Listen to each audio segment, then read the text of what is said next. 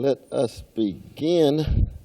We're on our way to talking about American ideals and exceptionalism. We're going to zero in on the real content and substance beginning next week. But as we reflect on the limits of reform movements, we've been preoccupied with not just the New Deal, but we talked about populism, we talked about progressivism, and I even said a brief word about abolitionism and the black freedom movement called the Civil Rights Movement in the 1960s, feminist movement, anti-homophobic, anti-transphobic movements.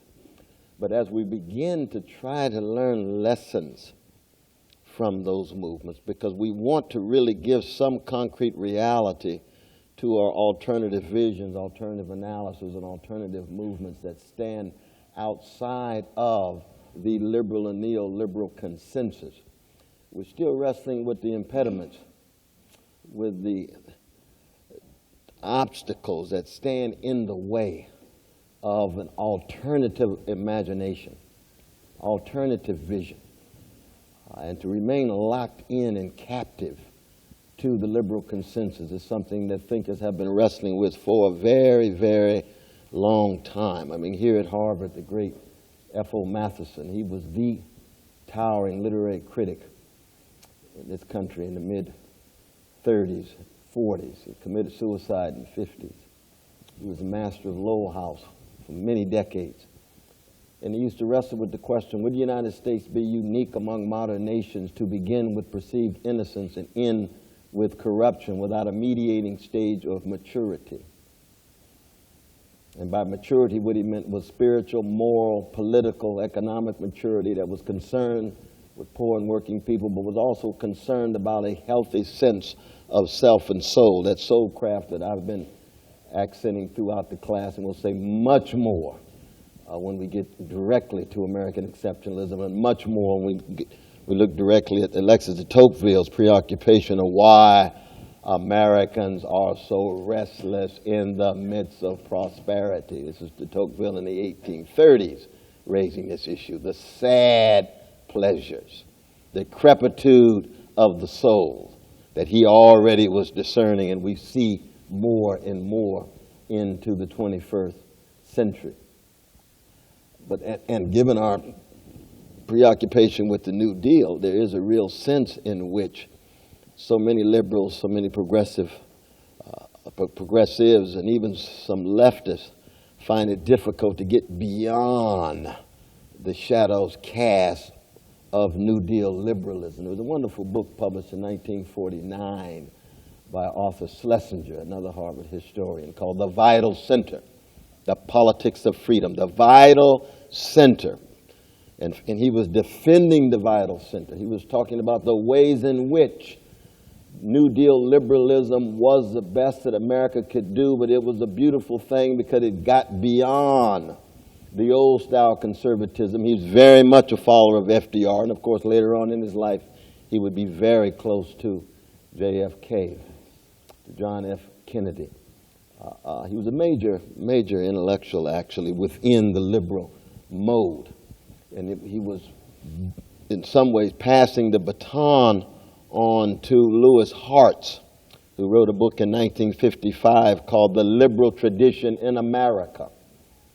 And he was raising the issue of why it is that America cannot generate an alternative imagination, an alternative politics. He was concerned about the failure of class politics. And his thesis was that it was the lack of a feudal past, and therefore Americans didn't have to engage in organized struggle to overcome a conservative hierarchical regime. It was just born liberal. And by being born liberal, it was tied to what I talked about last week, which is the sanctity of private property and the virtue of capital accumulation. That's the presupposition. Same is true with the constitutional order. Don't tinker with the constitutional order, but tinker with other possibilities in that regard. Now, thank God, and we have to come to terms with this in this class in the next 6 weeks. We only got 6 weeks left. Can you believe that? My God, my God. But the crucial role of the imagination as it relates to the arts. We just had 4 magnificent artists laying bare with their bodies and hearts and minds and souls. Sister Jill, who runs the dance program here, is just magnificent. We got Joe Michael, we got Jack. And what's our other dear sister's name? Sister Julia, too. Both of them, the latter two out of Juilliard. Imagination, thinking outside of the box, moving outside of the box, singing outside of the box, painting outside of the box, living outside of the prevailing paradigm and framework. That's why the arts play such a crucial role in a society that is so locked into its own form of dogmatism, even though it's a dogmatism that appears to be so flexible and so fluid.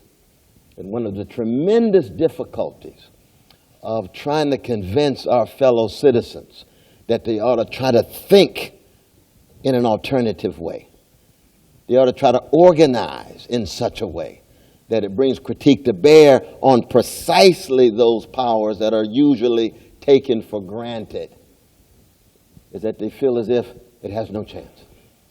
Is utopian in the pejorative sense, that it's not worth pursuing.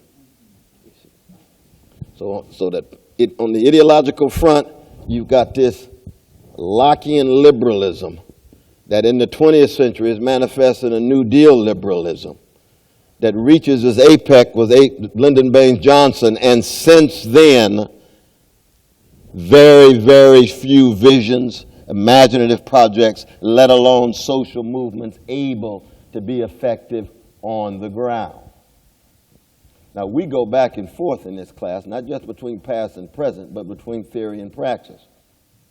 The battle over ideas, fundamental, crucial, but we live in an anti-intellectual culture and society.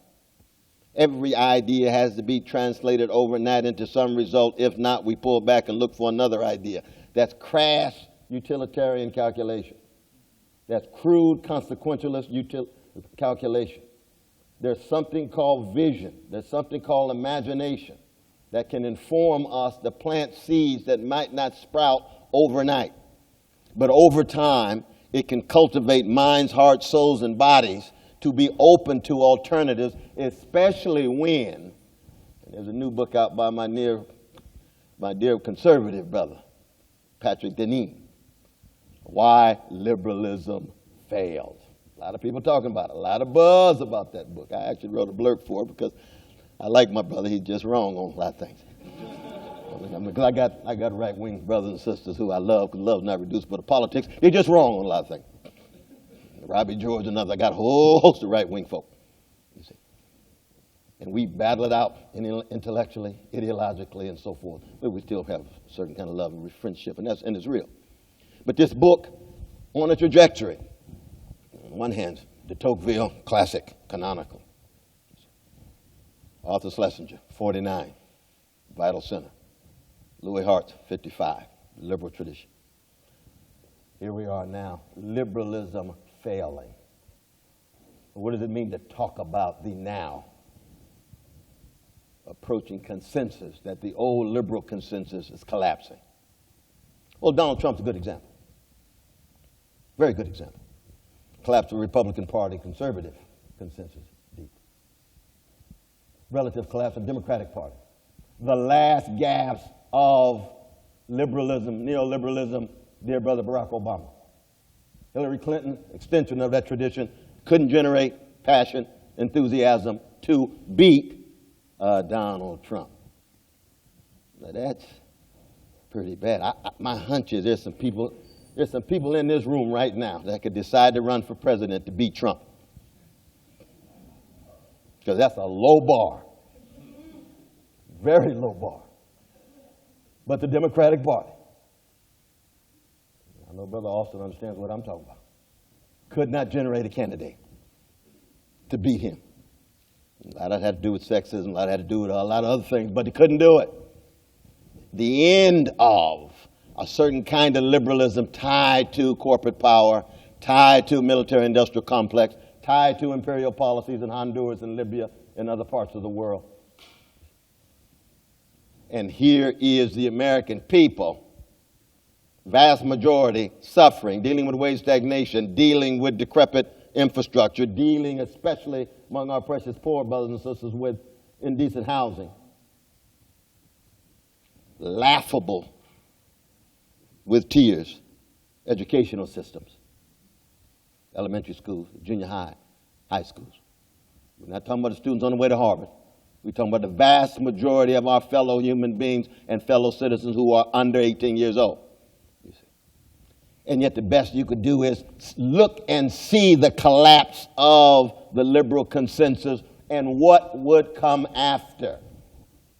What does a post-liberal civilization, a post-liberal society look like that builds on the best of liberalism? Liberalism has some virtues. It was a transgressive and even revolutionary ideal when it was overthrowing kings and overthrowing queens and overthrowing monarchs in the name of individual rights and liberties. Those rights and liberties are very precious. And what Brother Roberto and I talk about in terms of alternative imagination, it's almost a kind of Hegelian Aufhebung where you negate, preserve, and transform. That we're trying to preserve the best of liberalism. Separations of power is very important. Decentered power, very important. Accountability mechanisms when it comes to power, very important. That's part and parcel of a liberal imagination. It's crucial.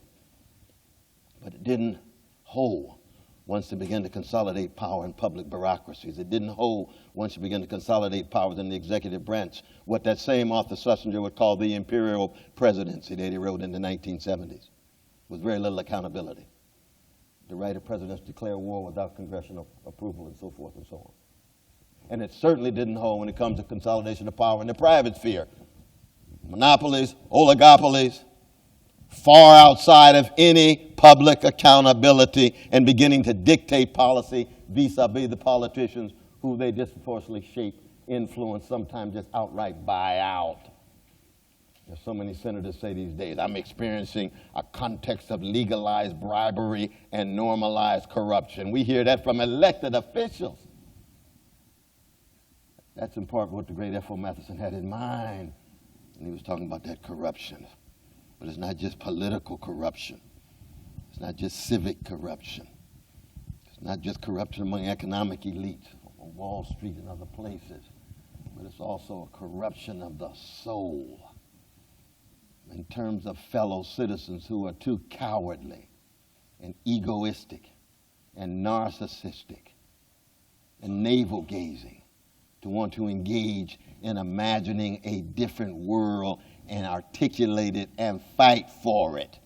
They'd rather fall back as spectators and be cynical and make jokes and be ironic and be smart rather than invest themselves in a struggle and a fight to try to make themselves, the world, this society, a better place. So anytime we're talking about, critiques, as you can see, one of the distinctive features I hope you see from this class is that any critique begins Socratically with ourselves.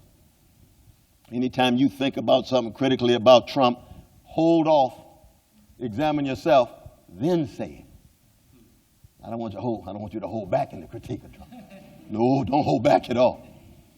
But you start with yourself in terms of what you are thinking about, what you are doing, what you're willing to pay, what sacrifice you're willing to undergo, and then engage in your critique of Trump or Wall Street or patriarchal violence or homophobic practices, the transphobic hating of trans and so forth and so on.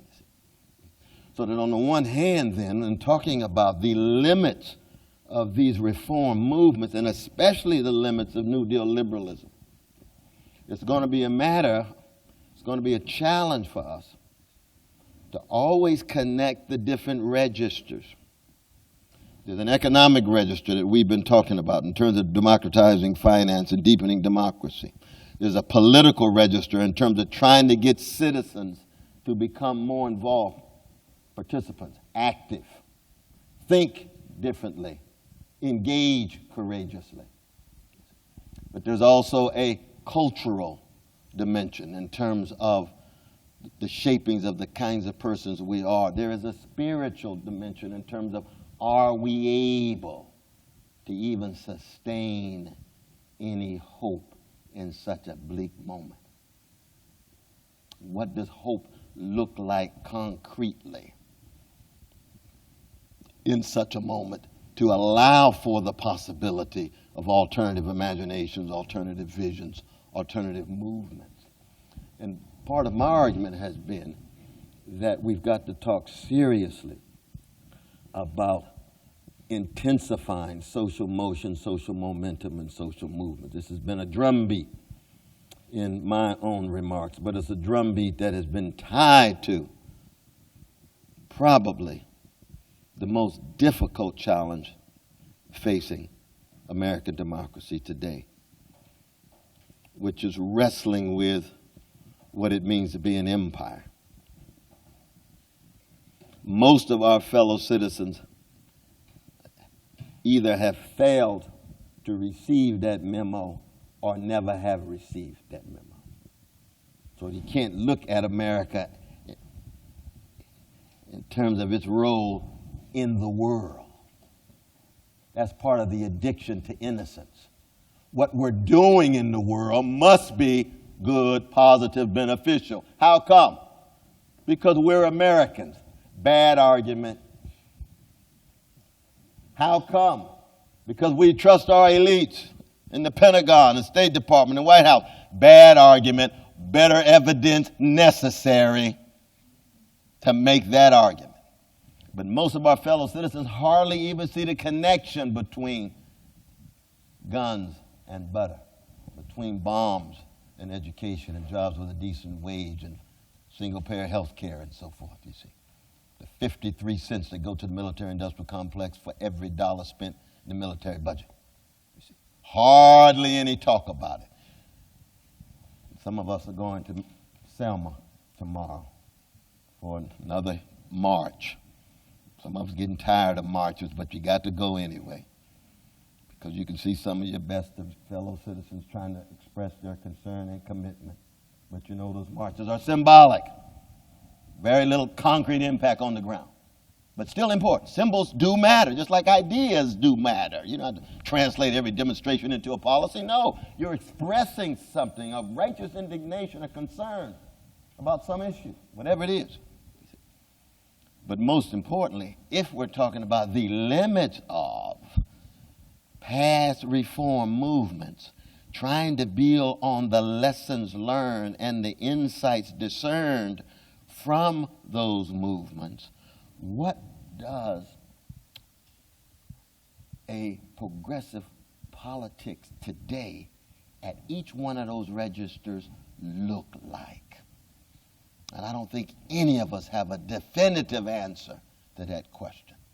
But this class pushes that question week after week after week. And I would suggest that one of the ways of trying to wrestle with that is to look at the imaginations, is to look at the enactments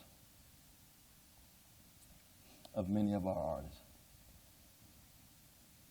It may very well be the case that in a moment of overwhelming, multi-dimensional catastrophes, and you've heard me talk about these catastrophes, impending ecological catastrophe, we enjoy the blue sky and the sunshine today. But that's just a sign that the ecological catastrophe is on its way. When it's 75 degrees in beloved Cambridge, Massachusetts, in February, enjoy it when you can. Because that's just a sign that sooner or later there might not be a Miami. That the ecological catastrophe is that real. And yet so often we're indifferent. We turn our backs. To keep doing what we're doing. Escalating nuclear catastrophe. Very real. Not just Kim, not just Trump, but a whole host of nations that have nuclear weapons that are restless. India, Pakistan, Israel. The capacity to blow up major portions of the globe, major portions of the region. Brother Unger was telling me about this new shift in foreign policy now. Echoes of Metternich in the 19th century. Now it's going to be a battle of the great powers, not just fighting terrorism. What does that mean? Each one of those great powers have nuclear weapons. What are we talking about? Multiple catastrophes coming at us. Economic catastrophe, wealth inequality, political catastrophe, a dysfunctional political system in which plutocrats and oligarchs end up ruling even more effectively. 1% gains more access to the wealth, and the 99% fight over the big crumbs. And then the cultural catastrophe of self-addiction, self-medication, spectatorial cynicism that we talked about. You see. What do we do? Try to understand these impediments, have an unflinching honesty about these obstacles, and at the same time still try to think, act, organize, laugh. What do the artists teach us? What do the artists teach us?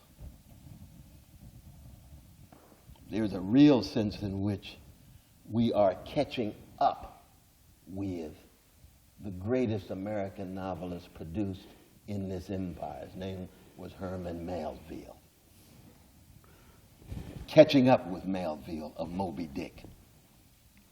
Catching up with Melville in The Confidence Man. Catching up with Melville in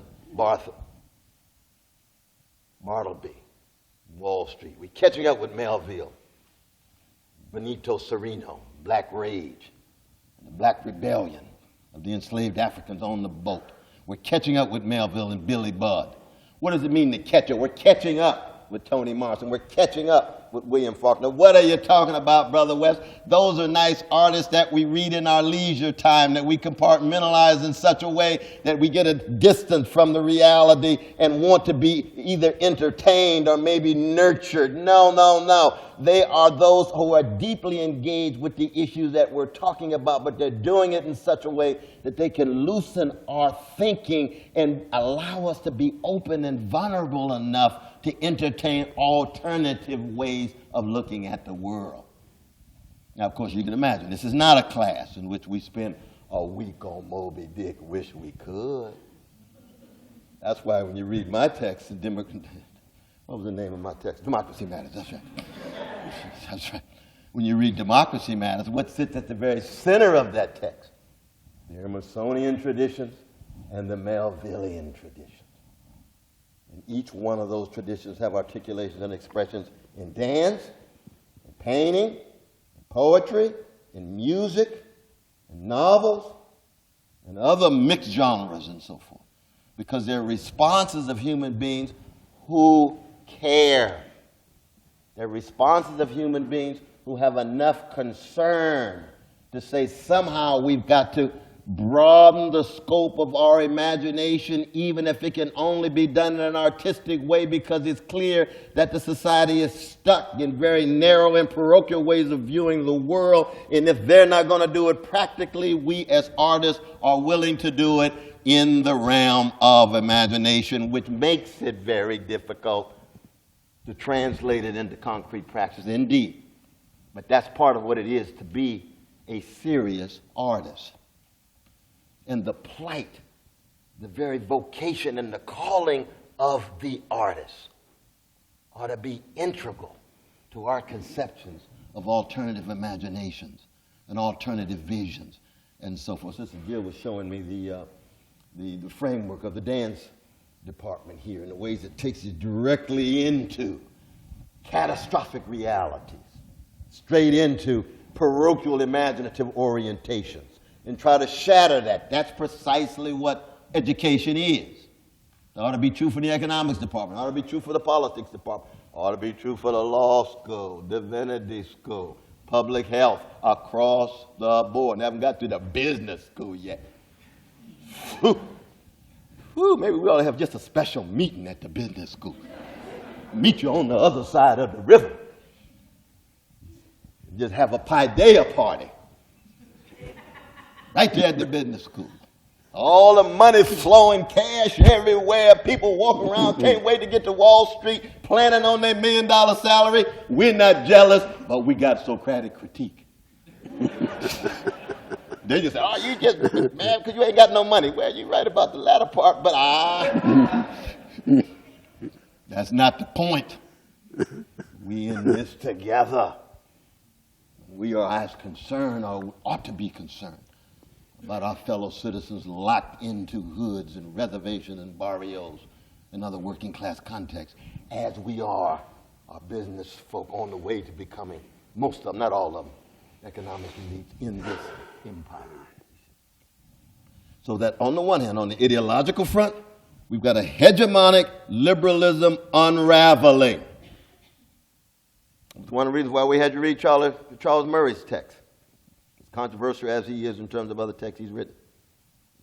Because he's telling some very, very deep truths about the shattering of the lives of working people. In this case, vanilla working people. But the shattering of the lives as they deal with economic insecurity, as they deal with anxiety, and will they be seduced by the Donald Trumps and right-wing populists who are scapegoating the most vulnerable and afraid to confront the most powerful? On the political front, I talked about the dysfunctionality of the system and the ways in which it's more and more difficult to believe that the political system has the capacity to even function. What is it now? Congress has 14% approval rating. And that's, I mean, most of these polls, at least 15% of our fellow citizens, you have to just figure, they just saying yay or nay, no matter what. You know, seen an unidentified flying object? Yeah, I saw one last night. Put that on your poll. Partly misleading. What is it? We got fellow citizens who believe the earth is flat. About 21% of our fellow citizens believe the earth is flat because that's what they saw yesterday. So we're dealing with some fellow citizens we ought to love, but they don't have the most sophisticated understanding of the world at all. A whole lot of blind spots, a lot of ignorance, a lot of lack of exposure. And yet, as those of us who are invested deeply in alternative imagination and vision and practice, we still make a Pascalian wager on the capacities of ordinary people to be cultivated, self-cultivated, and other-cultivated, to make choices that have to do with the destiny of not simply themselves, not simply their fellow citizens, but fellow human beings all around the world.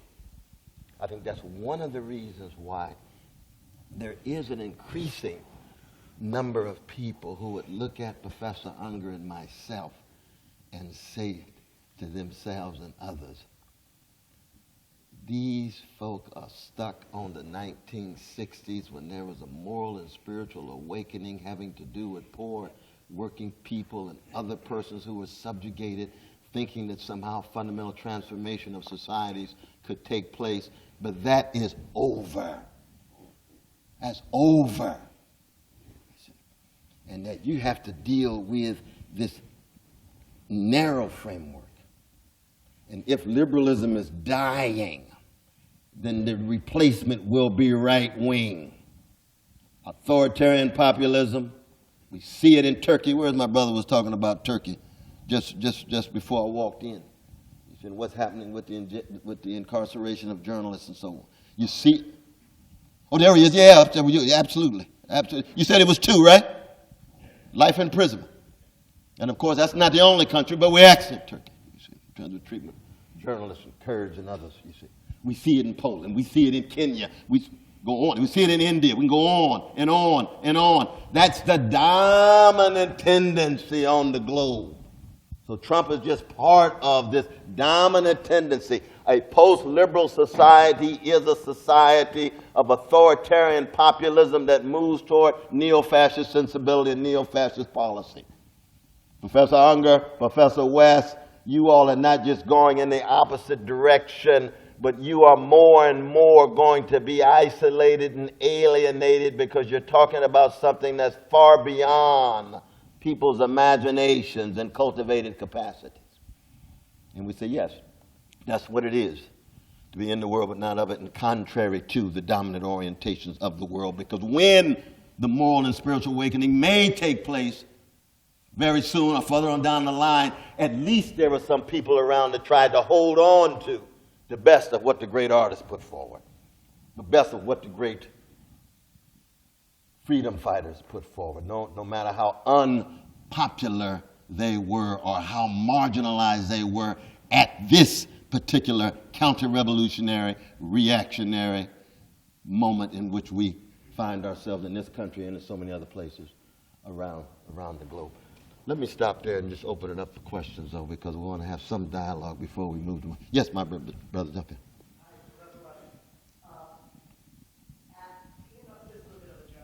Sure.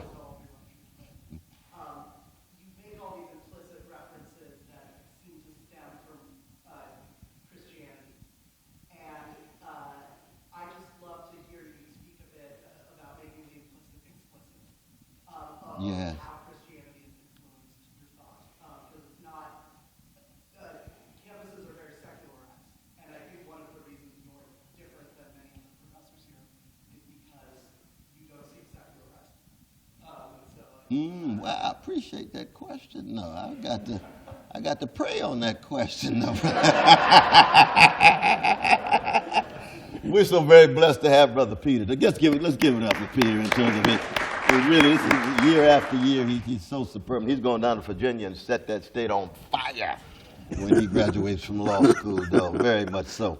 But no, I mean, one, I think we have to be very, very candid when we talk about Christians, my own fellow Christians, because most Christians in the American empire have accommodated themselves in some of the most vicious forms of domination and subordination and so forth.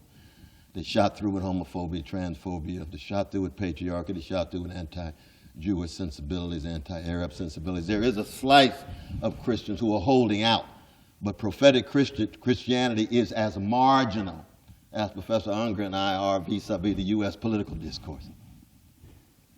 There's no doubt about that, you see. So that we know that institutionalized Christianity has no monopoly whatsoever on truth, goodness, beauty, and the holy. Shot through with idolatry across the board. Now, we granted that the church is founded on the bones of Peter, who denied Jesus 3 times, so we never should have had too high expectations on such an institution. But it is what it is. 61% of my fellow Christian evangelicals voted for Trump. So much for Jesus. Slapping Jesus all upside the head. Just lost Billy Graham. Took him a while to desegregate his audiences, didn't it? You would think that wouldn't be that big a thing. You read the New Testament, you read Paul, you read Jesus' words. Oh, finally, we're going to desegregate our audience. We're going to allow Negroes to sit with whites. Still paternalistic. No, it's whites and Negroes sitting together. Not Negroes sitting with whites. Some of them don't want to sit with whites anyway. Just won't sit. Wherever they come down. Because, white folk just human like anybody else. Don't need to get close to them in order to feel good about yourself. Still got a white supremacist sensibility if that's what you're thinking. If you just happen to be sitting next to a white brother from Brazil, got a smile on your face because he's a good brother. Hey, it's a human thing. That's what it is. Sorry to have to bring you in like that. But in my own case, then, certainly, see, Christianity for me is like skin on my body, because it has to do with mom and dad, Shiloh Baptist Church, Martin King, all of these folk are shot through. That's like trying to separate me from Al Green and Luther Vandross and Aretha Franklin. It's impossible. It's impossible. But the major tropes of Christianity, love, justice, imagination, transformation, concern about the vulnerable, and so forth, comes out of prophetic Judaism, spreading that loving kindness to the orphan and the widow. It's connected to Islam at its best. The mercy shed for the vulnerable, the solidarity with those who are suffering. You see. And the institutional manifestations of all 3 of those religions are subject to the critique of the prophetic voices produced by that religion. But there's a whole host of secular folk who have much deeper love and ties to goodness and beauty than I do as a Christian. So that in that sense, I don't confuse secularization with commodification. Because what has happened, a lot of times when people think of secular, they think, well, that's the authority of science or that's the authority of something outside of religious authorities. And I understand that. We have much to learn from science, but it still has its own limitations. But commodification has tended to go hand in hand with secularization. So you end up with professionalization, careerism, opportunism, narcissism. That's what makes you secular. I'm not religious. I'm now just concerned about myself. Well, you see, there's some secular possibilities that are still tied to be concerned about others. But once that drops out, it's just a matter of that rapacious individualism, that rugged individualism that de Tocqueville has been talking about for over 180 years. And so in that sense, my own worldview resists that. But it's in solidarity with secular attempts to resist that. The religious folk have no monopoly on resisting that. Not at all. But you're right, in my own individual case, that my own prophetic Christian sensibility cuts to the bone. Very much so. Very, very much so. Yes, my dear sister. So I was talking about kind of response to that was that a lot of elements of our identity are deeply sort of just inextricably intertwined with the way we think and the way that we, like approach life in general. So I've had this question for like my entire life. I have yet to really get a sort of satisfactory answer. I would love an answer from you. But something that I have thought about, given a lot of thought to, is that I feel like I'm in a particularly sort of unique position as a white Latina, that I feel very passionately about a lot of issues that affect the Latino community and the Latinx community. But I also feel that I'm torn between embracing my community and I don't know, I guess sort of in the sense that like I want that to be something that's very much a part of it, in the same sense that like Christianity is very much a part of the way that you can approach things, Latinas and kind of the way that I can approach things. And at the same time I want to be cognizant of, I recognize that I'm from white privilege, despite having this tie with a community that's largely people of color. I guess my question is like how do we strike the right balance of sort of maintaining ties with our own identity while also being aware of the way that we're situated? I guess a possible question is like how do you maintain ties with your Christian identity without sort of and be really clear that this is important to me. Absolutely. Without just ostracizing people that make you think like, well, wait a minute, like you can't mix religion with politics, or you can't be a white Latina. How does that work? No, I appreciate the heartfelt question. No, one, in the end, it's a matter of one's calling to something bigger than oneself, beginning with just the truth, capital T. No one of us possess it. All we have access to is true small t's, because we're fallible human beings. But the truth is bigger than all of us. Latina, black, white, trans, whatever it is, Jewish, Catholic, whatever it is, it's bigger than all of us. And so it ought to lure from us something inside of us that makes us critical of what is also inside of us. So even that Latina inside of you or the Christianity inside of me must be not just an object of affection, but an object of interrogation. Simultaneously. Like loving your mama. And your mama might be homophobic. You say, Mama, I love you to death. You wrong as two left shoes, but I'm going to love you no matter what. But when you going to change your mind about that homophobia? It'll be shame on yourself. Oh, honey, we got a disagreement. Okay. But be able to have that simultaneous connection inside of you that allows you to grow. So that when you're interacting with others, you're not just telling them, I'm in contact with my Latino-ness. I'm in contact with the truth that calls me, that's filtered through my Latino-ness, but my Latino-ness has some worse and it has some best. If I'm tied to my blackness or Christianity, the blackness has some worse. We got black gangsters and thugs. And some best. Oh, we got some love warriors coming out of the black community. You know what I mean? You sit next to one in formation right now, straight out of Compton.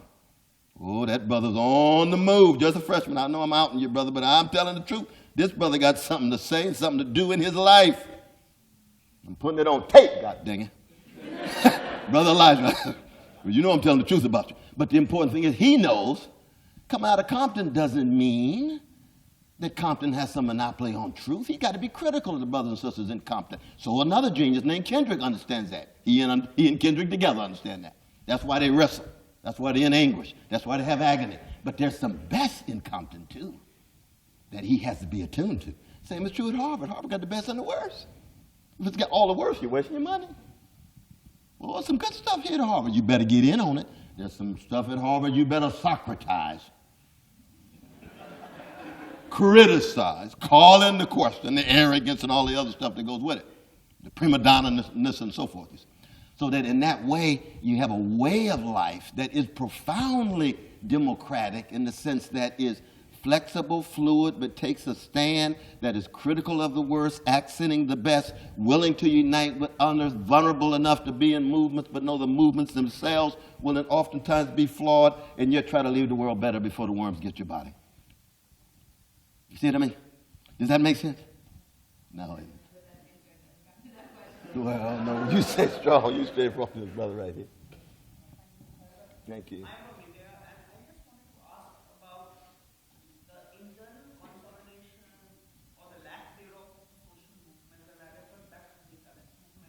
Yeah. Where you see movements coming up and leaders also rising to come into conscience prayer. And then there is a kind of disenchantment to the leader and the larger mass. And what you see is that invariably this kind of mass of Dalit or anyone, Yeah. masses, tend to again go back to the political upper class and begin to vote for them. So in this case, is there any hope of such kind of circle continues to prevail in movements much less?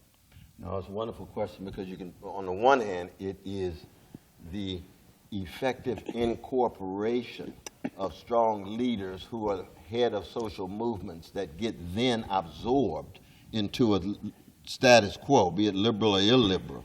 And therefore those leaders easily become either more distant or no longer are able to move laterally from one context to another. It's very important, it seems to me, that we have spokespersons and leaders who are multi-contextual, that can move from the suites of the status quo to the streets of everyday people. There's nothing wrong with having certain kinds of relations to the powers that be, but if they begin to curtail or dictate the limits and contours of what you say and do, then you're in the process of being co-opted. And that co-optation has tremendous benefits. Money, status, a whole host of other things. So how then are you able to move into elite contexts, move then into other contexts where you're trying to preserve your integrity, your truth-telling, back and forth, back and forth. And that is a challenge. You have to have very close friends that help you live in the midst of that tension so that that tension is a creative tension and not a destructive tension. But we've seen that kind of incorporation, co-optation that takes place. And it has to be called into question. I think we got some sisters or some women who want to raise questions. Yes. I'm sorry. Good to see you.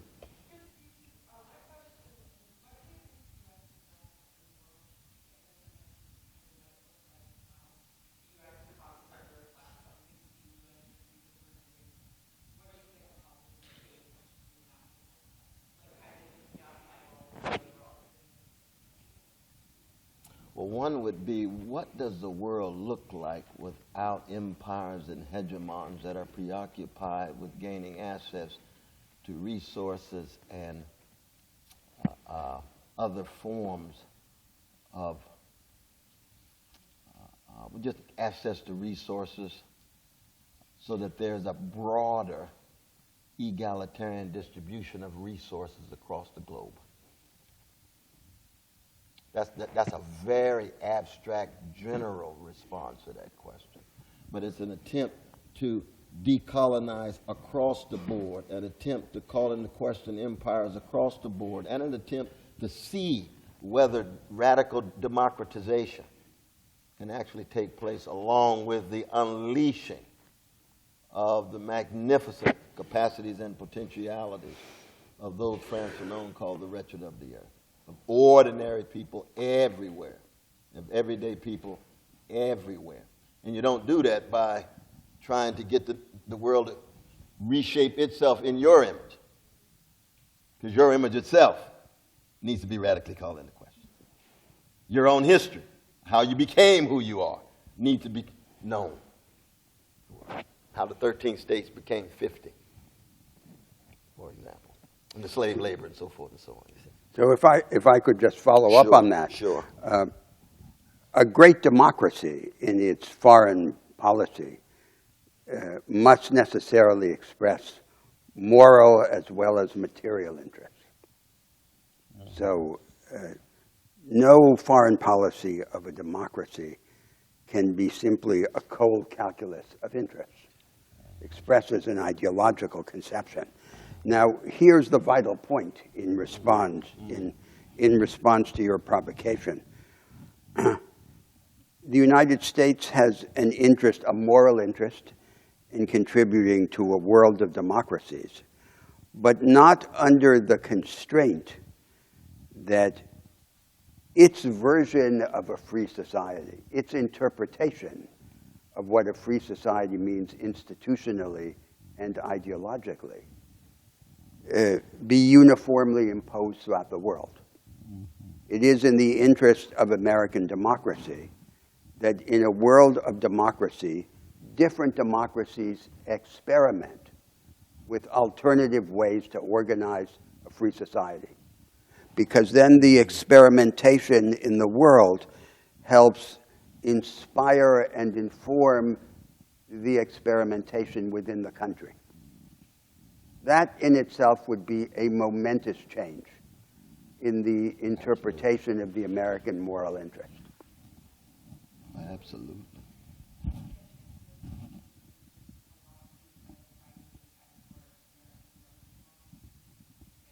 Well, it's not just political democracy, it's every form of a free society. So the premise is a new kind of ideological conflict is emerging in the world.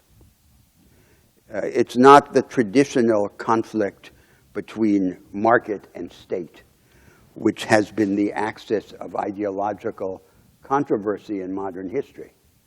It is a contest over the alternative institutional forms of market regimes, of democratic politics, and of free civil societies. And on that view, the forms that are ascendant in the rich North Atlantic world today are simply a subset of a much wider range of institutional possibilities. The prospect of addressing and solving the fundamental problems of contemporary societies may depend on advance outside that subset. And so in the ideological aspect of its foreign policy, the United States should be hospitable to that experimentation, not simply as a matter of magnanimity to the adventures of foreign peoples, but as a matter of the national interest, because the American people have an interest in domestic experimentation. And the domestic experimentation has to be inspired and informed by this worldwide experimentation. That's the point. Mm-hmm. One last question right in the front. I'm sorry. Can't get to this. Yeah. Go ahead.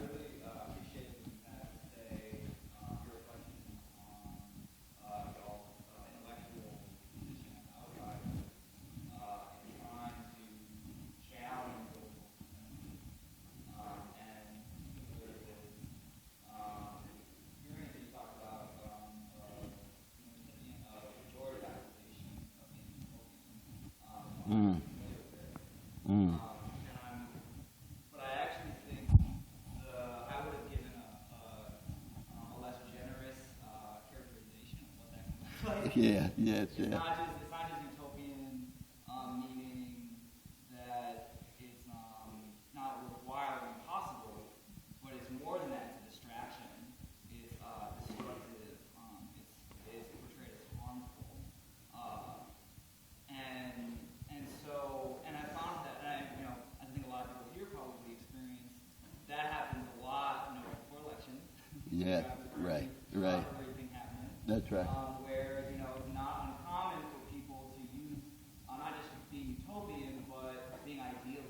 Absolutely.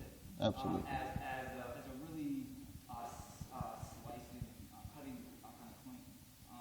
And so I've noticed in your work that you use your kind of philosophy and identity as a revolutionary Christian to help diffuse those kinds of accusations or those kinds of attacks. And so I guess my two questions are, I would love to, I'm wondering if you can provide some more kind of general guidance for how we as people who are trying to organize for an alternative to liberal consensus, how we sort of respond to those attacks. And then also, I'm curious, since you were talking about, you were reflecting a little bit on Christianity, what you think in particular about the Catholic Church. I come from a Catholic background, so a lot of the kind of abstract ideas of love and serving the poor, the legacy of Dorothy Day is really important. Absolutely. So if you could talk a little bit, reflect a little bit on the Catholic Church as well, I would appreciate it. We could begin with those great indispensable Catholics. Philosophically, it would be Pascal and Montaigne. Politically, it would be a Dorothy Day or Daniel Berrigan, the whole Berrigan family in many ways. So in that sense, anytime, again, you talk about the Catholic Church, you're never talking about just a homogeneous X or Y, but a whole host of different streams, strands, struggles, contestations taking place within the context of the Catholic Church. Gustavo Gutierrez is one of the founders of liberation theology, Catholic to the core, prophetic to the core at the same time. At the same time, you know, that same church is deeply patriarchal, is deeply homophobic, transphobic, and so on.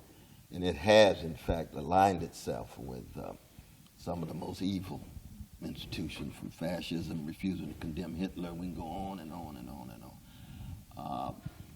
In regard, though, to being either dismissed as destructive or idealistic, I mean, when you reach the point where being idealistic is a pejorative thing, you say to yourself, well, wait a minute, what kind of culture are we living in? You know, we're really concerned about vulnerable people, but we're told to hold off on that and be realistic. Well, what does realistic mean?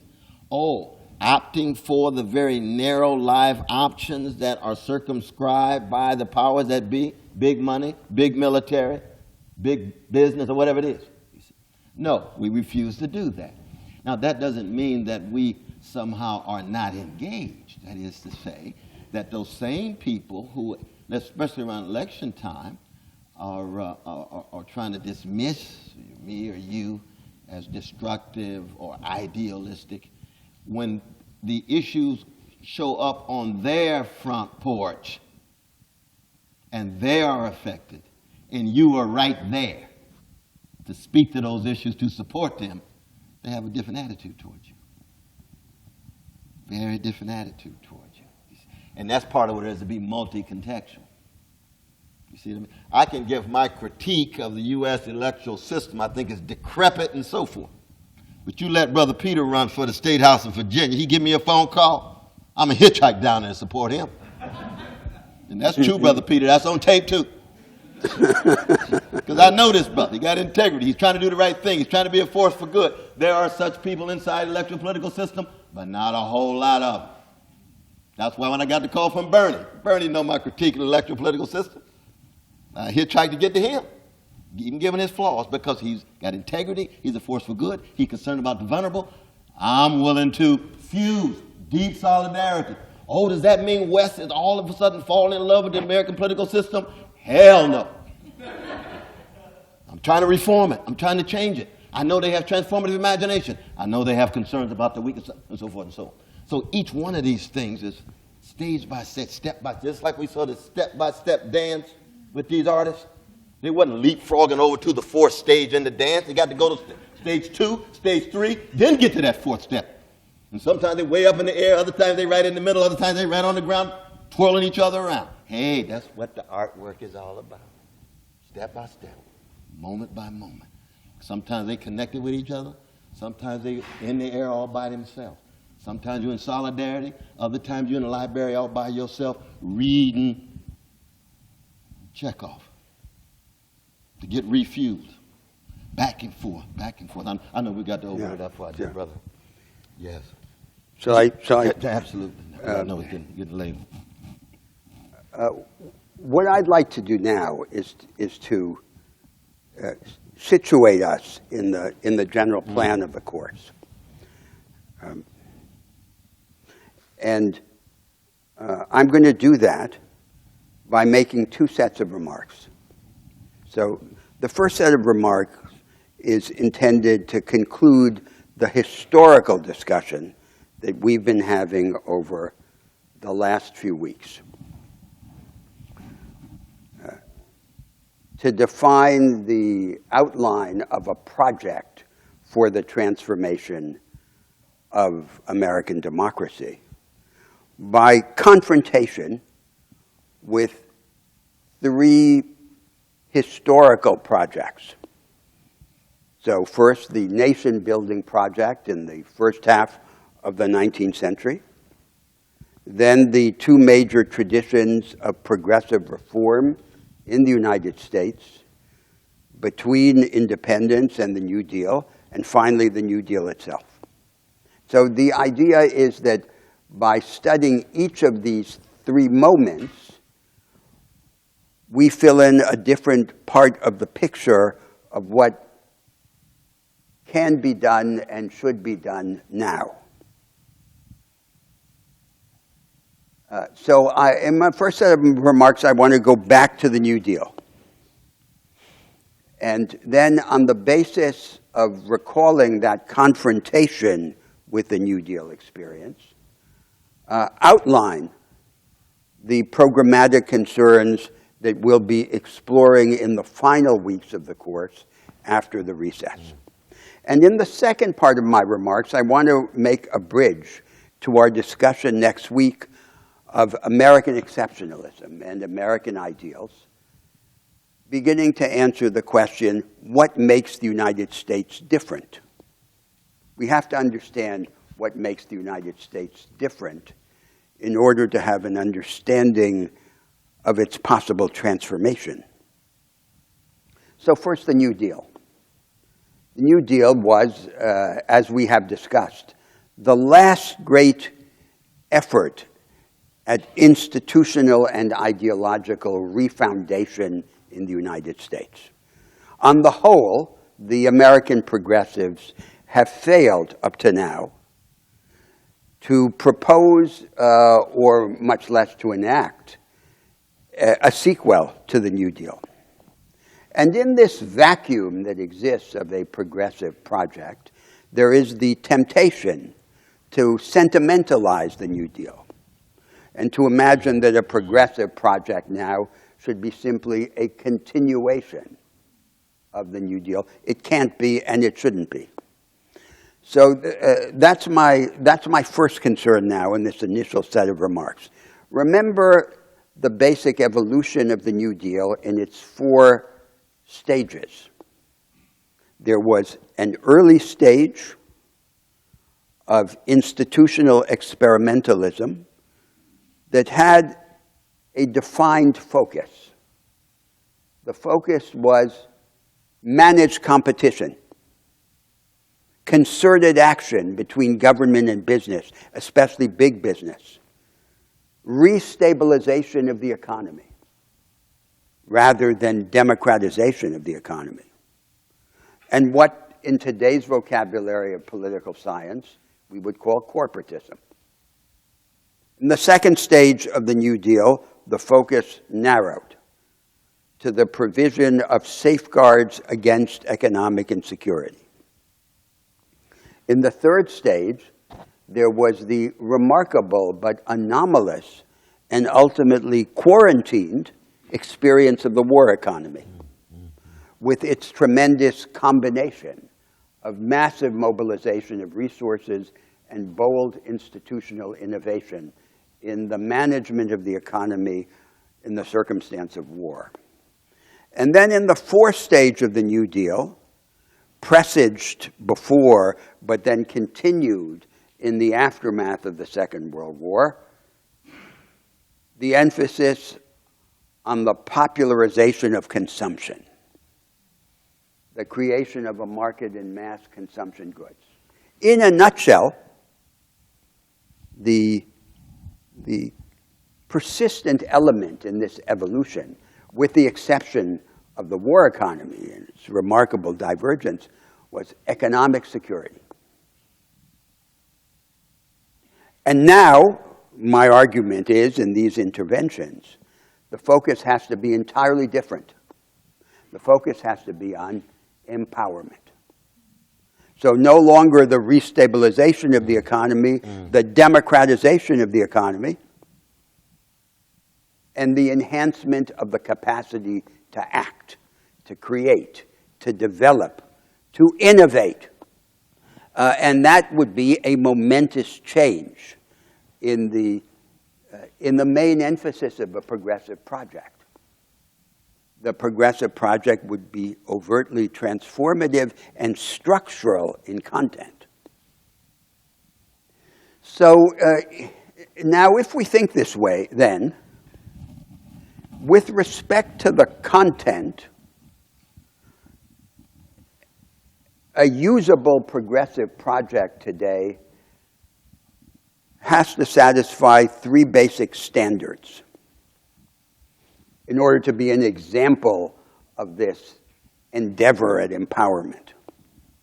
First of all, it has to cross the barrier between policies that aim simply at corrective redistribution through progressive taxation and social entitlements, and initiatives that aim to change the institutional arrangements that define the original distribution of economic opportunity and educational opportunity.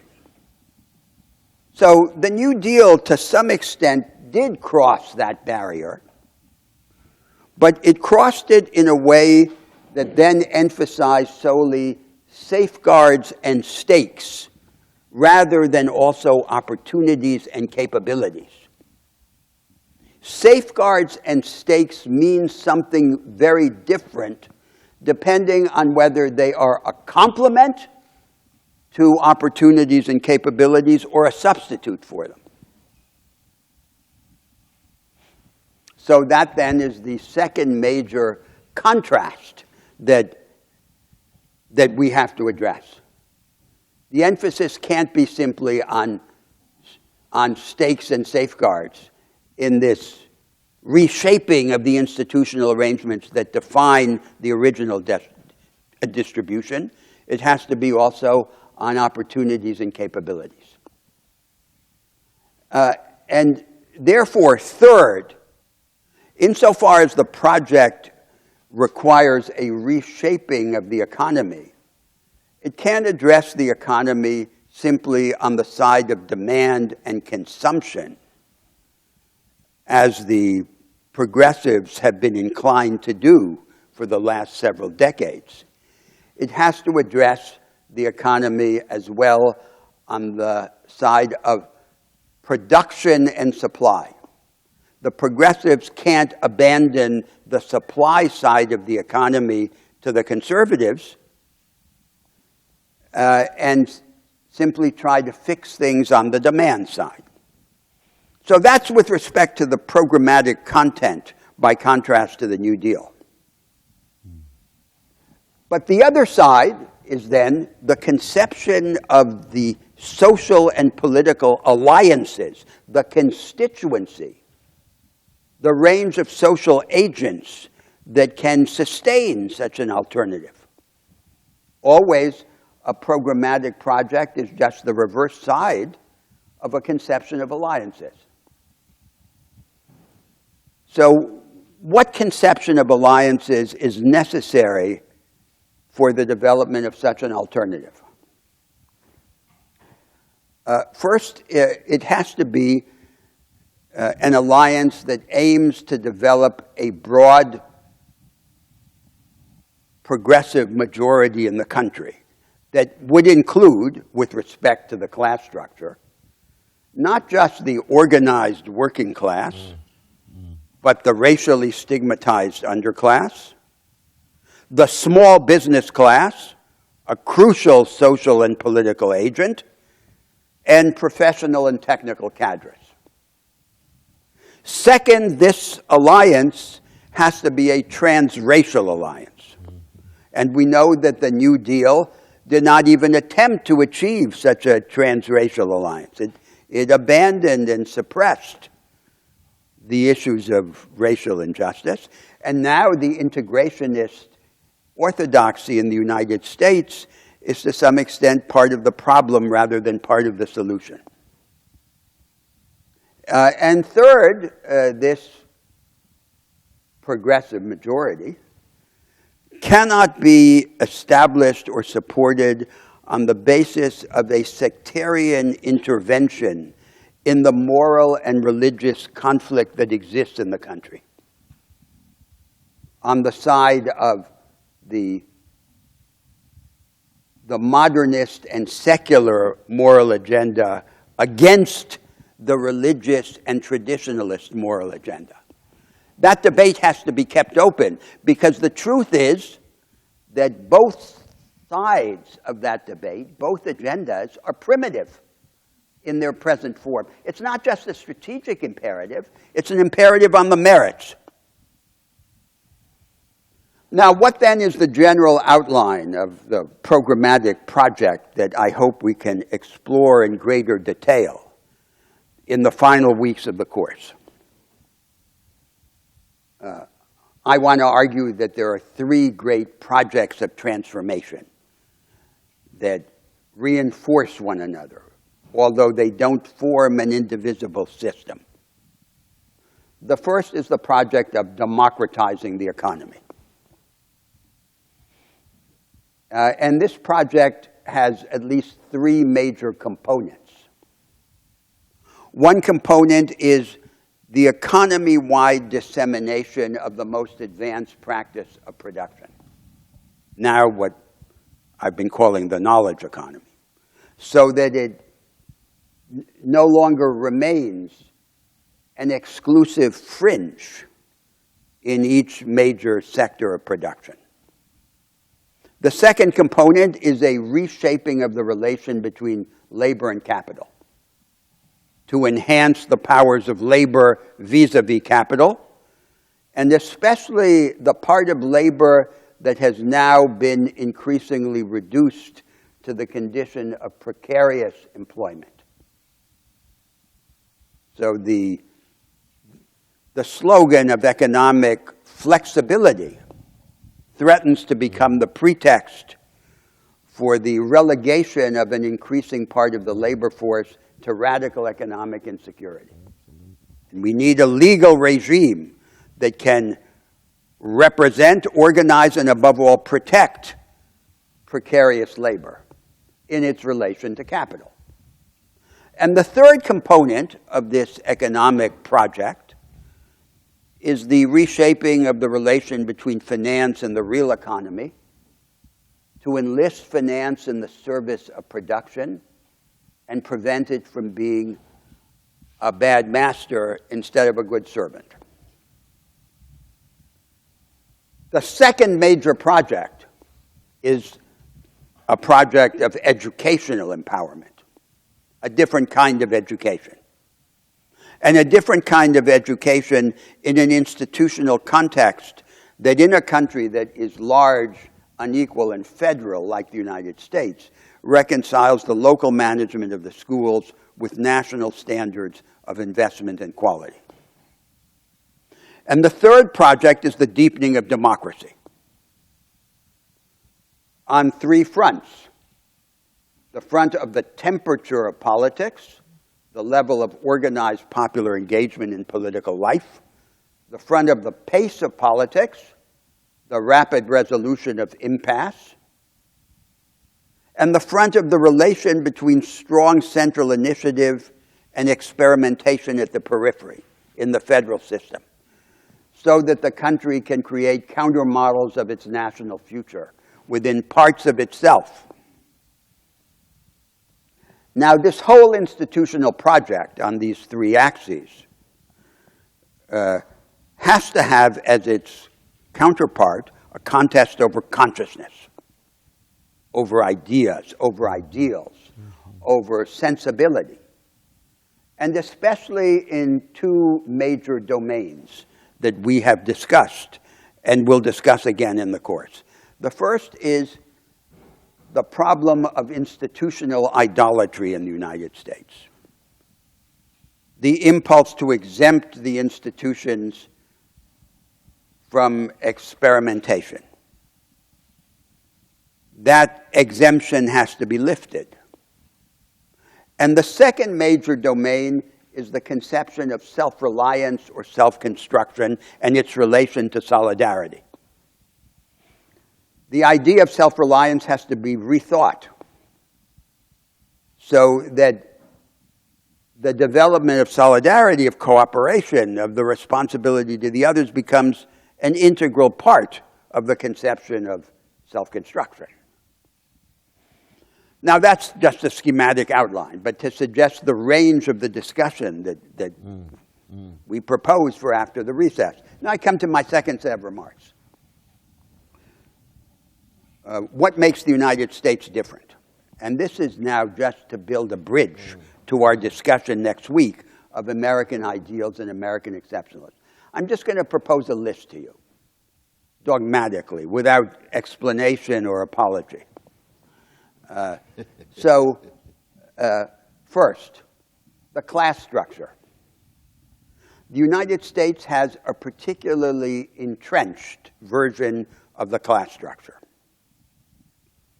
All the rich North Atlantic democracies have, but in the United States, the class structure and the restraints that it imposes on social mobility are particularly rigid.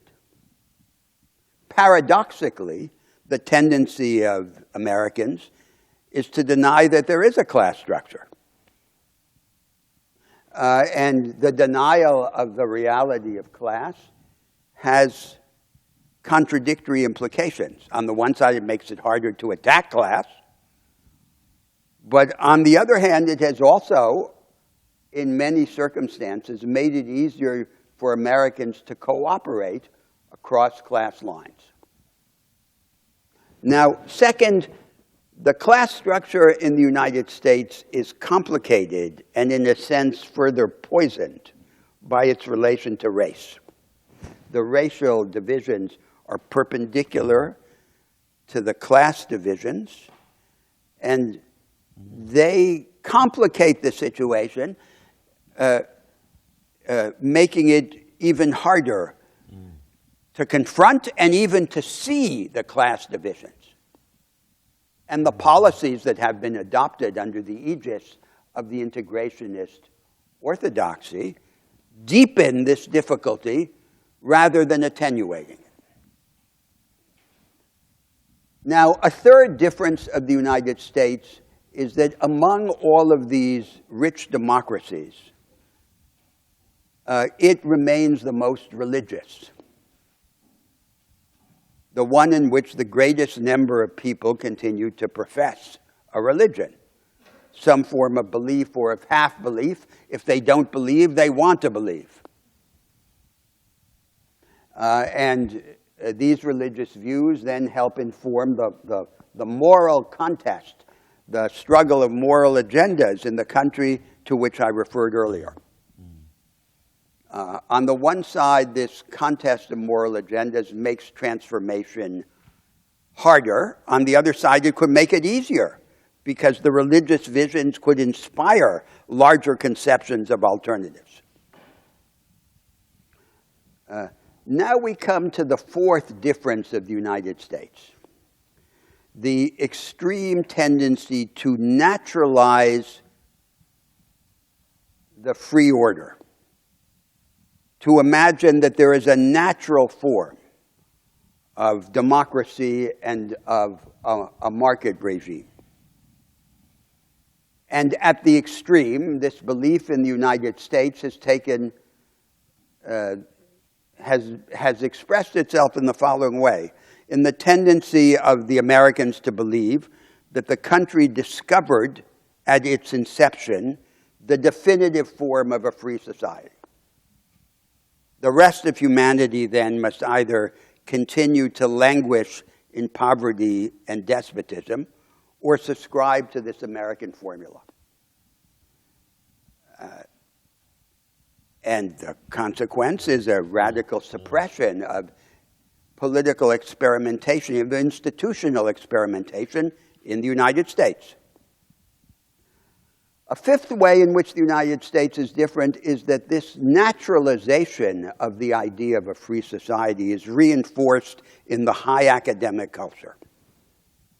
Because the tendencies that exist in the positive social sciences and in the normative disciplines of political philosophy and legal theory, rather than confronting and undermining this naturalization of the free order, reinforce it. The sixth characteristic is that this naturalization of the free order is not simply a matter of ideas. It is enacted in the organization of politics. American democracy is a kind of proto-democratic liberalism. The democratic elements in the American Constitution and in the American political order are relative. Now, all these modern democracies have evolved on the basis of a very narrow repertory of institutional alternatives. All of them are flawed. But the United States, in particular, among all of them, could be described as proto-democratic in its constitutional arrangements. Initially, the framers of the Constitution imagined a series of intermediate levels of representation and qualifications to the suffrage that would filter out or contain the popular influence. And as these constraints were discarded, they were replaced by the influence of money on politics. The American constitutional machinery, as I argued before, has as its centerpiece the deliberate entanglement of the liberal principle of fragmentation of power with the conservative principle of the slowing down of politics. The seventh way in which the United States is different is that this inhibition on the transformation of society and economy through politics that is encoded in the proto-democratic arrangements of the American Constitution is also reinforced by the fiscal realities of the United States. When compared to the other rich industrial democracies, the American state takes in as tax revenue at least 10% less of GDP than all the other democracies. So that in itself is a huge constraint on transformation, because any transformative project requires the funding of the state, especially the funding of the state to enable it to invest in people and in their capabilities. The eighth way in which the United States is different is in the sanctity attached to the ideal of self-reliance, of self-construction. Each individual at the limit like a little Napoleon who crowns himself. And this idea denies or disregards the contradictory conditions of self-assertion. We need the others. So solidarity appears as an external constraint rather than an internal constituent element of self-construction.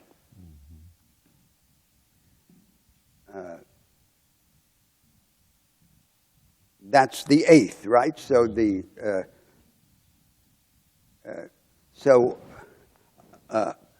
a ninth way in which the United States is different has a paradoxical relation to this eighth way. And that is that despite this veneration for the ideal of self-reliance, the Americans are unique among the rich industrial democracies in their philanthropic activity. So that's, among all these societies, that's where private philanthropy is most extensive. They demonstrate an ability to cooperate when they need to cooperate, for example, in war.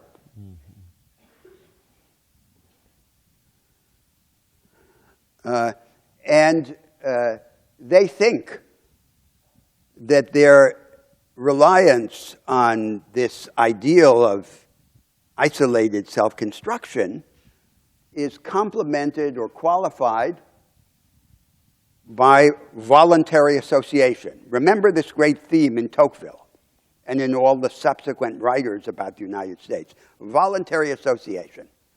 Self-reliance has as its complement voluntary cooperation. But there's a problem with voluntary cooperation, which is just as the market order has no natural form, voluntary association has no natural form. How will it be organized?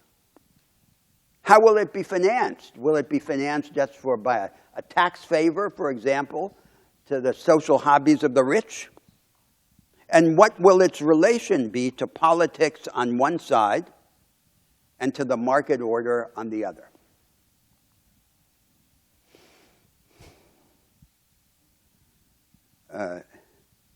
Now then comes the 10th way in which the United States is different. The cult of the future, futurity, the idea of perpetual novelty, the openness to the new that Tocqueville already discerned among the Americans. And then the danger that this constant search for the new, this opening to the future, will have as its consequence estrangement from the present. All we ever have in our lives is now. Life is a series of present moments. And somehow living for the future has to become a way of living in the present as an agent not contained by the present circumstances of his existence. But it risks becoming an experience of perpetual estrangement, resulting in melancholia. Now, the 11th way in which the United States is different is perhaps the most fundamental. And that's the idea of the divinity, of the infinity of the ordinary man and woman. For the believer participates in the divine life, and for the unbeliever contains within himself more than can ever be contained or expressed in any social and conceptual world. The individual always transcends. Now, this is not just an idea, because this conception of the infinity of the individual has as its practical expression the most tangible attribute of the United States, its vitality, its tremendous, anarchic, excessive vitality.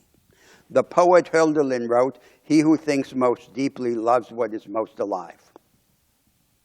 And by that criterion, the United States, in the midst of its injustices and dogmas and absurdities, is adorable.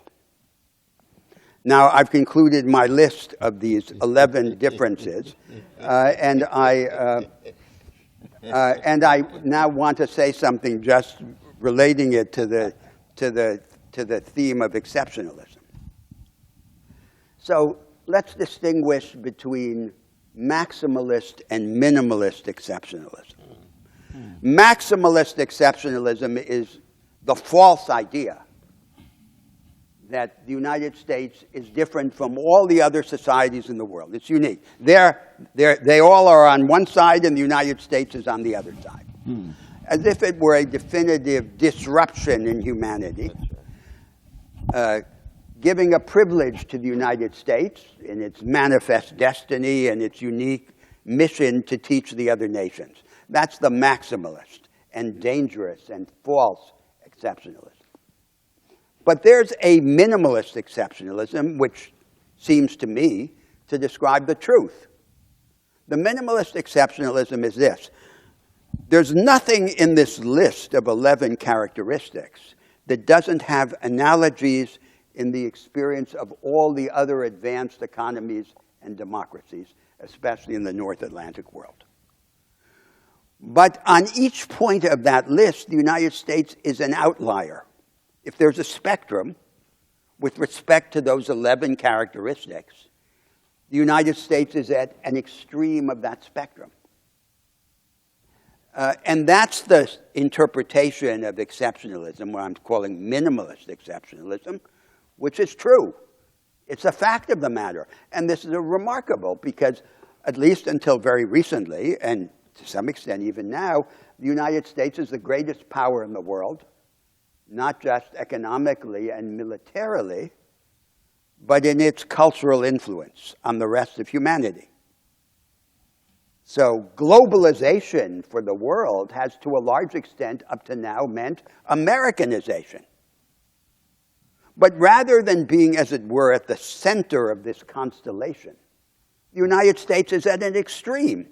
And that creates a unique situation in which the predominant power is, as it were, an extreme power, an extreme version, an outlier in this spectrum, complicating the relation of the United States not just to the world, but to itself. Well, this is what I wanted to say just by way of both referring to what we've done in the previous weeks and proposing this bridge to our discussion next week. Would you want to, why don't you begin, Cornell, by engaging with that argument about minimalist exceptionalism? Well, there's no doubt that the American empire has a distinctiveness and a specificity in and of itself, but that's true for every empire, it's true for every social experiment, it's true for every nation state. Each nation state we know has mythic narratives of its origin and mendacious narratives of what has sustained it. We can go to Brazil and watch it lie about itself. Go to the United States, lie about France, Italy, Ethiopia, so forth and so on. All of these various collective experiments have mythic and mendacious dimensions that help account for itself in terms of its chosenness, its distinctiveness, so that we don't want to deny the difference, which is a minimalist. But the maximalist, which is true for every nation state, every empire, has to be radically called into question because there's an intimate connection between mendacity and criminality. None of these nation states want to tell the truth about the crimes they committed in order when they came in. Turkey, for example. Oh, we've got some stories about Turkish crimes, vis-a-vis Kurds and others, and Armenians. But also they're over against some vicious empires, Ottoman Empire and so forth. So it's true across the board. That's part of the continuity of the humanity, the flawed persons who are involved in founding nation states. Same is true with Rome, and we can go to Romulus and so forth. So in that sense, I agree wholeheartedly. Another way of putting it, though, is one of the things that makes the United States so exceptional is that it wants to hide the degree to which it's not that exceptional. You all see what I'm saying? Nothing wrong with accenting the singularity and specificity of who you are. But when somehow that elevates you and puts you over against the rest, the chosen one against the non-elect one, that's where the mythic and mendacity comes in, and therefore it's difficult for America to say, and there's a wonderful book by that same Lewis Hartz, 1964, here at Harvard. For many years he taught, he's from Omaha. Nebraska. And he wrote a book called The Founding of New Societies. He said, I want to engage in a comparative analysis of European settler colonial enterprises. So you get Canada, United States, Australia, and go right across the board. All of them European settler colonial enterprises. Now let's see what they came up with in terms of the fragments they appropriated vis-a-vis where they came from. And the story that they narrate, so that there's an intimate connection between his 1955 book of the liberal tradition of the United States versus the founding of new societies that is thoroughly comparative with a whole host of very detailed analysis of other European settler colonial enterprises. Now, it's true the liberal tradition, 55 text, is also comparative, but not as much as the other one, which is another way of saying it's an affirmation of what Brother Roberto just put forward in terms of the minimalist. He doesn't use your language. Minimalist versus maximalist. But I think the crucial thing to argue, though, is that even in looking at the American empire, American democracy, American society, how do we keep track of the best, the enabling elements, the breakthrough, the wisdom, the courage, which has been manifest in the United States? There is a rich tradition of those in this empire, in this country, who have tried to engage in critiques of the myth, critiques of the mendacity, critiques of the criminality. So when you talk about a Melville, he's one of the exemplary ones. Mark Twain, oh my God, couldn't get a stronger critic of the American empire than Mark Twain, a stronger critic of the Gilded Age, a stronger critic of gross inequality on the vanilla sides of town. Now, we got a whole lot of black folk and indigenous peoples who told some deep truths about the victimization they were experiencing. Mark Twain was talking about it from the vantage point of his friends who were victimizing. But he was still in solidarity with the victims. Still in solidarity. So that the crucial thing is that when you talk about the minimalist readings, you always want to acknowledge the degree to which, for example, the tradition of white citizens who were willing to engage in critiques of white supremacy. Or we can say the same thing about the men in solidarity with first and second waves of feminism, the straights who are in solidarity with the waves of homophobia and transphobia and so forth, so that we get a sense of the resources by example of persons who have been hitting against the grain. The last thing you ever want to do is think that somehow in your generation you're starting anew and you feel so isolated and by yourself. You need to be in contact with the best of the imperial project that has been involved in the critique, that you're building on, that you're part of a tradition. It's just a tradition that is often defeated at the moment. Concessions are made, movements put forward, and you push back.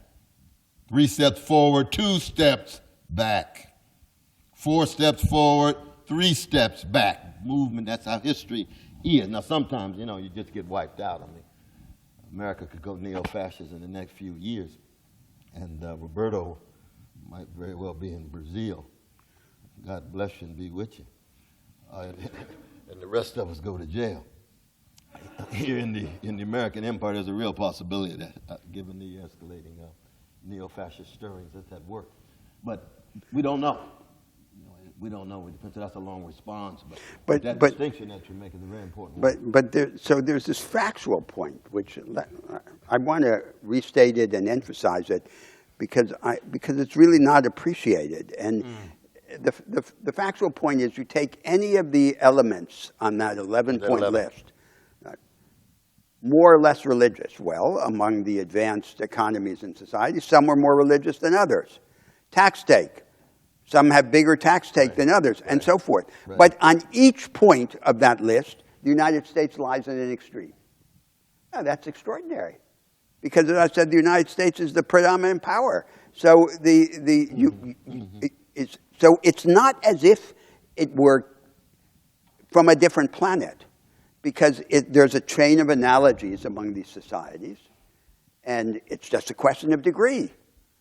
But at each point on that list, the United States is at the extreme of the spectrum, as what I call an outlier. So that's the factual situation. And I'm making a very particular claim. The claim that I'm making is that in that diminished, deflated sense, exceptionalism is true. The United States is at an extreme. Doesn't mean that it's qualitatively or radically different from these other societies. It means that it's not typical of them. And that has consequences for the way in which we understand it and understand its transformative possibilities and its relation to the world. Yes? One element I struggle with when we're thinking about religion is the comparison only to other developed industrial countries. Yes. And I'm thinking particularly of health and well-being and family structure. Yes. And how we can learn a lot from a big range of countries on how communities are integrated and how people take care of one another and how your elders and your youth are fully integrated into your conceptions of what Yes. a strong community looks like. That is something that I probably missing, and especially in this context of what can we learn from the economies of development. But how would you develop that? So for example, you might say that in many less advanced societies, so-called traditional societies, are societies in which religion is more present, and family structures are more sacrosanct. For a large part of the world, the religion is not just the doctrinal religion. The real object of religion is the family. And so those things are mixed together. But so we associate that often with a more archaic society, but it's present in the United States at an extreme of the spectrum and so forth.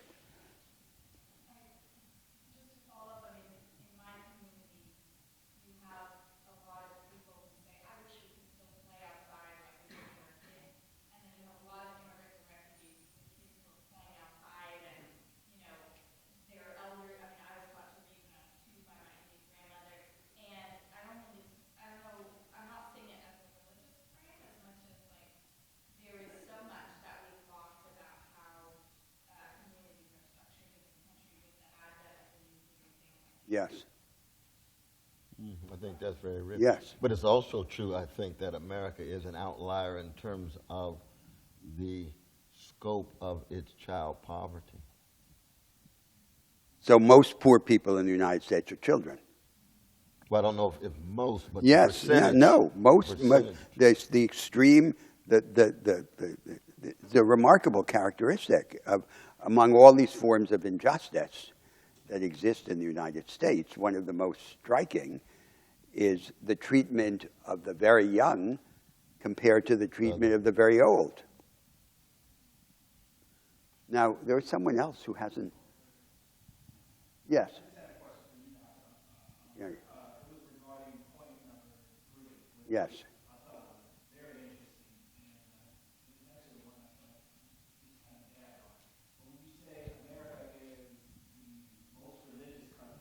Of these advanced, rich societies, yes.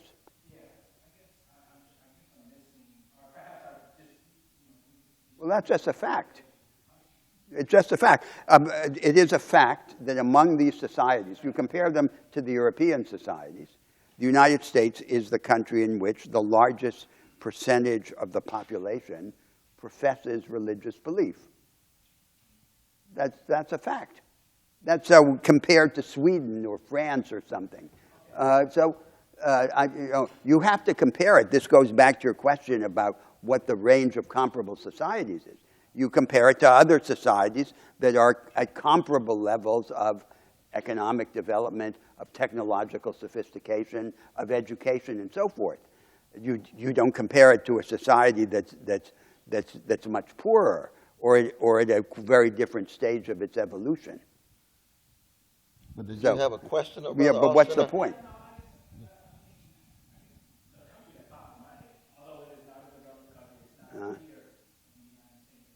Yes.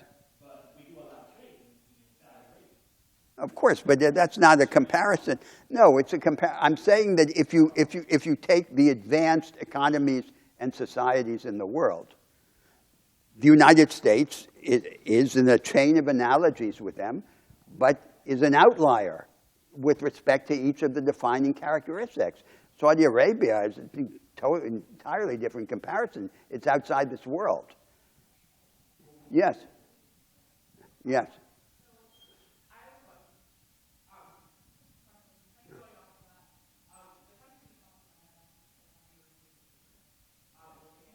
Uh-huh.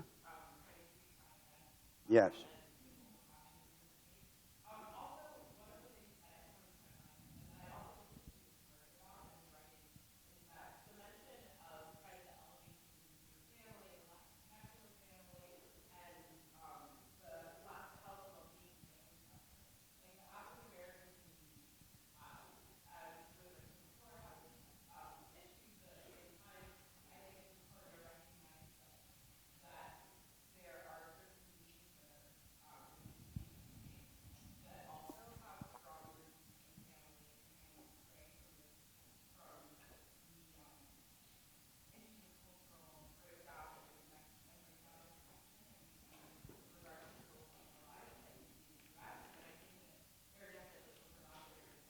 Yes.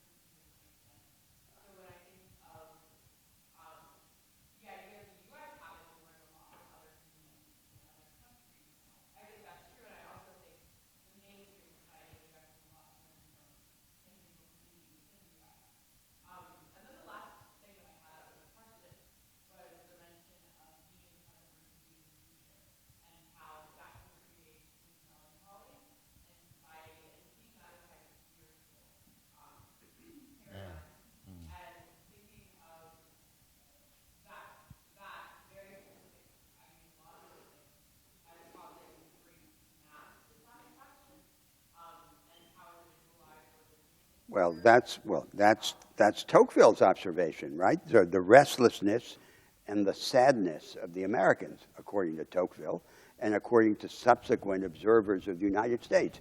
They're always looking for the next thing.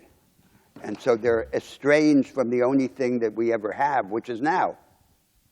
And so somehow there has to be a transformation of our experience of futurity, so that living for the future is not being estranged from the present.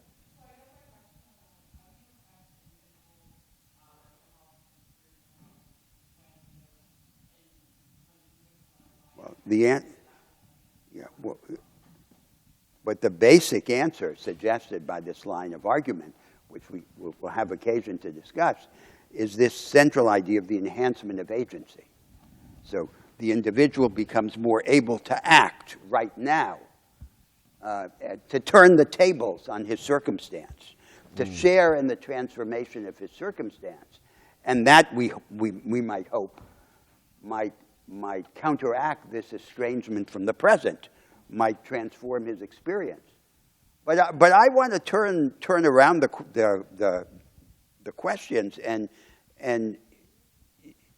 insist on an aspect of this argument that may not have been noticed, and that's this. I'm claiming the United States is an outlier among these advanced societies, and that you seem to be accepting that claim, many of you. But notice the following: that there is a dominant political economic project in the North Atlantic world. What's now happened in the United States, the present American government, is a deviation from this hegemonic project. But there has been a hegemonic project, and the hegemonic project of the North Atlantic elites now is to somehow combine the social protection of the Europeans with the economic flexibility of the Americans. That's what the progressive Republicans or the right-wing Democrats want in the United States. That's what the liberalizing social democrats want in Europe and so forth. It's a transatlantic project. And it is the project that the elites offer to the world.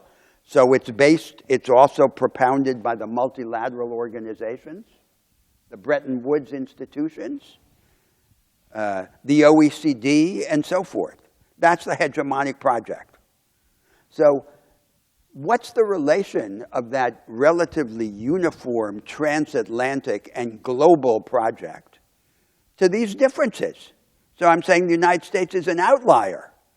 Now, presumably then, the project for the transformation of the United States has to be different in significant ways from the project for the transformation of an advanced economy that is not an outlier. It's not that there won't be any relation, but it's as if this hegemonic project in which the progressive, technocratic American elites participate failed to communicate with the specific characteristics of the United States. The United States is different in all these ways that I've listed. So how does that matter programmatically or for the transformation of the United States? That's the missing element in the conversation. Presumably there would be a different set of constraints and as well a different set of opportunities, of transformative opportunities from those that would exist, for example, in Germany. Yes?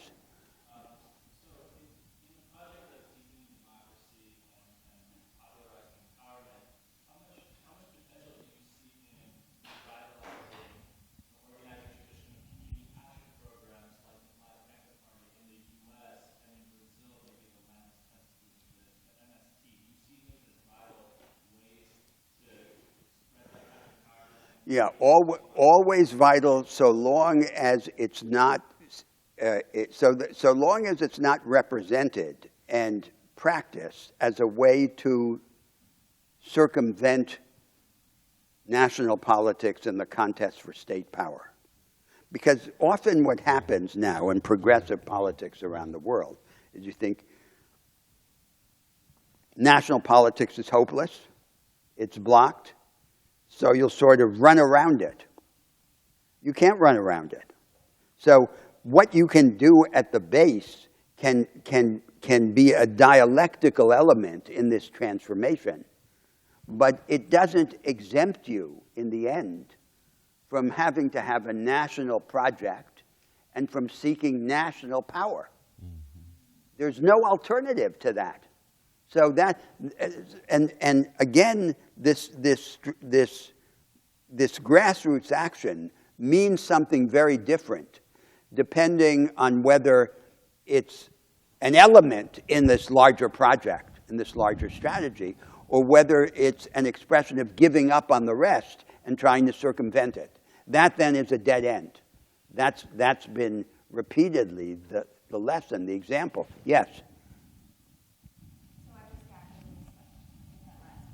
Yes. Because it feels as if that lies in the face of some of the alternative imagination that we've been talking about. So if we're saying that we need to promote, we need to feed into this alternative imagination, this alternative Yes. this alternative movement, could it not be one avenue to something? Absolutely. That doesn't contradict anything I said. Of course it is. This wasn't an argument against grassroots activism and its significance as a procedure of discovery and creation and so forth. The specific point of the contention, if there is a contention, is whether we can use it as an alternative to seeking national power. It's not an alternative. There is no such an alternative on the argument. It's an indispensable moment. It's a part. And also in any transformation of national life, there's a division of labor, right? So that it's not the same individual who has to do all these things. One is a politician seeking office. Another is an activist. Another is a prophet or a thinker. And it's not possible to imagine a national transformation that doesn't include all of these elements. We have just 1 minute. 2 hands here. Yeah, but we don't have 2 minutes. Can you all hold off for next week? Yeah. Hold off for next week. Because we shall continue this American exceptionalism interrogated